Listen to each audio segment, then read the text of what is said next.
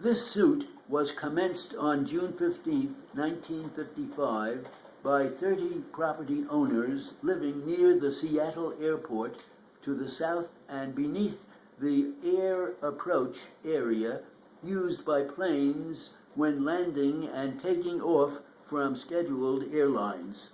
Between June 15, 1995 and January 1996, 77 additional property owners, somewhat similarly situated, including the 5 appellants, were joined as parties plaintiff by court order, making a total of 67 plaintiffs.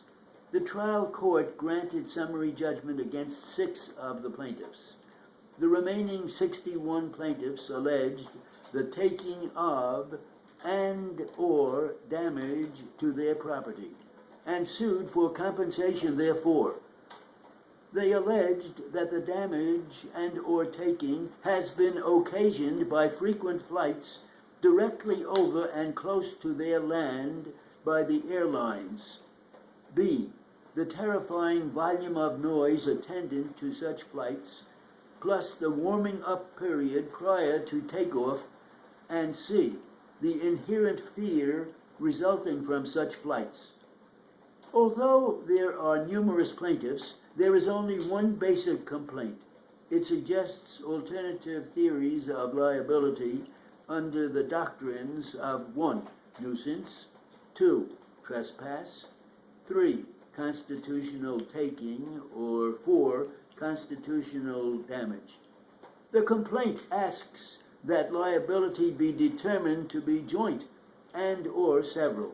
It alleges that the acts which occasioned this litigation have been continuous from and after June 15, 1952. It is not clear why that particular date was chosen, since the airport was completed in 1949. It could be that counsel for the original plaintiffs feared that the statute of limitations cut off their clients' rights to damages after that particular date. However, we need not dwell on this point or speculate further, since our decision on the question presented in this appeal is not affected by the significance of the particular date. Defendants demurred to the complaint.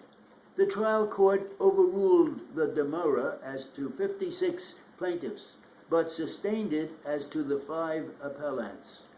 One suggested basis for the action of the trial court with respect to the demurrers is that the trial judge was of the opinion that the 3-year statute of limitations applies to the cause of action alleged.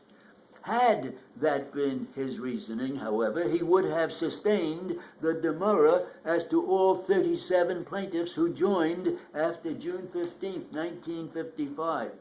The basis for the trial court sustaining the demurrer as to appellants' complaints, therefore, would appear to be because they are the owners of vacant land.